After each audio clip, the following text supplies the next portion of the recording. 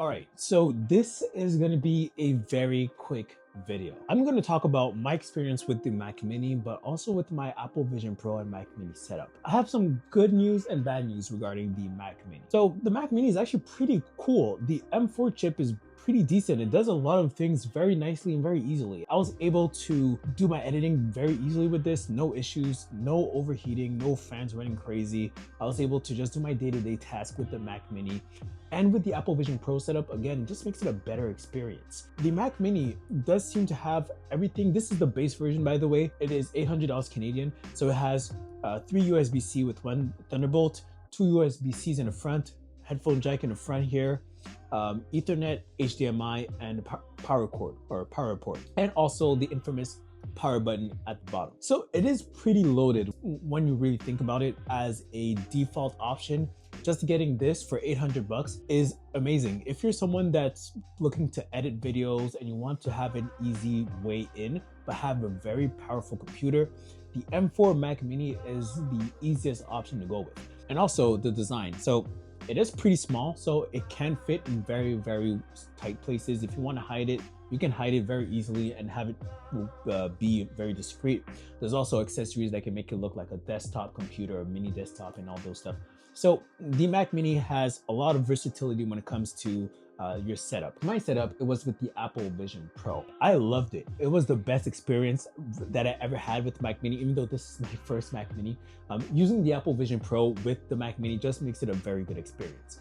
I do have a few cons. So I did mention it in my first impression, is that you cannot have a pin unlock your Mac Mini all the time, because without unlocking your Mac Mini, you cannot connect it to the Apple Vision Pro. And without it being connected to the Apple Vision Pro, you can't see what you're typing. So you have to set it up in a way where it won't ask for a pin once you turn it on. So that's one thing. The second thing is that you always have to use the Apple Vision Pro no matter what situation you're in, even though you just want to use it very quickly. I mean, the Apple Vision Pro is not a hindrance. It's not something that's annoying to put on. But if you're in a situation where your Apple Vision Pro is not in the same room with you and you just want to use your computer real quick, then you have to put your Vision Pro on. Or if you have to receive a security code through your Mac Mini to log into your Apple account through another device, then you have to put your whole Vision Pro on just to do that. And that can be a problem. Not only that, is that the fact that you don't have a pin kind of bothers me. I don't really need a pin because it's just me, my family, and it's not that bad. But if you're in a situation where you have roommates or you have other people around and you don't want them to have access to your computer, or you have profiles, if you guys are sharing the Mac Mini, you have profiles, you're gonna need to have a screen, a monitor or something, so you can just easily do a few tasks very quickly. The reason why I wanted to try the Mac Mini with the Apple Vision Pro is to try a portable setup.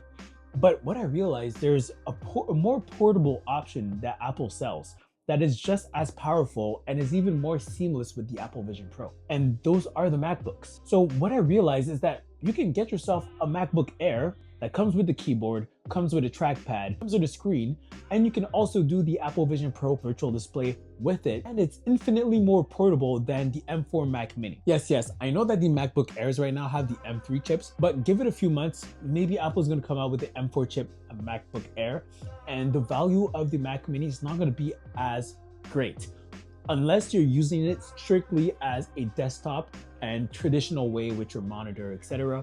Because if you have a monitor and you're using this as your desktop, then go ahead. You can also get a laptop and use that as your desktop. Not only can you bring it out with you if you need to bring it out, but you can plug it into a monitor and use it as a desktop if you need to. So that's another reason why I would just say the MacBook might be the better option compared to the Mac Mini. Especially for me, for someone that has the Vision Pro, it is great. If you have a desktop and you need a desktop and you want it to be at a desk and you sit down and you use your MacBook or Mac Mini that way, then the Mac Mini is important. But if you're always on the move and you want to have something portable and you want to use the Vision Pro screen, then using a MacBook is just infinitely better, because the occasional time that you're gonna use your computer at a desk, you can plug your MacBook to the desk and you can just use your MacBook on a desk. You don't need to plug extra monitor. If you do want to plug an extra monitor, you can. You have the keyboard and mouse already included into the computer, so you don't need an extra keyboard or mouse. The Mac Mini with the keyboard and mouse came up to $1,000 Canadian. I wouldn't even suggest going with the iMac because yes, the iMac looks cool and all that, and it has the ports and it has the screen and all that. But the problem is that you don't really get to choose what screen you want. You don't get to choose what monitor you want. And the fact that it's a bigger piece in your desk. The Mac is more portable than the iMac, so if you need to go to a friend's house but you want to bring your computer and they have a monitor, then you can just bring your Mac Mini and put it in a backpack and leave. The iMac is not that simple. So if you're strictly looking for a desktop computer that's low on budget but still in the Apple ecosystem, the M4 Mac Mini is amazing.